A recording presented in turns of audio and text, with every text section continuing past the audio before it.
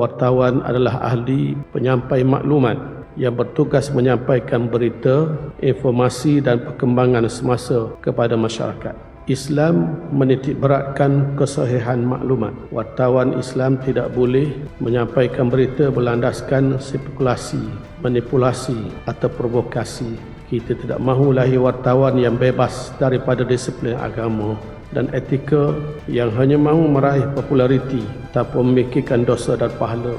Jangan pula asalkan tajuk sensasi dan boleh menariskan jualan, maka segala sempadan dan akhlak selaku wartawan Muslim dilanggar. Kerjaya wartawan termasuklah juga mereka yang menyampaikan seruan dakwah. Sekiranya info dan maklumat yang diberikan adalah menepati kehendak syarak, maka setiap hibahan dan penyampaian akan beroleh pahala di sisi Allah Subhanahu Wa Taala.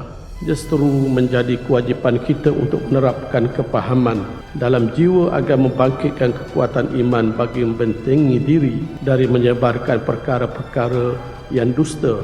Ini kerana jujur membawa kita ke ganjaran meraih syurga, manakala penipuan atau dusta mengheret kita ke jurang neraka. Saya menyokong kebebasan media, tetapi ia mestilah bebas dengan pedoman, bukan bebas tanpa batasan. Jika kebebasan itu tidak berpaksikan agama, maka ia adalah kebebasan yang akan menyebabkan kita terbabas.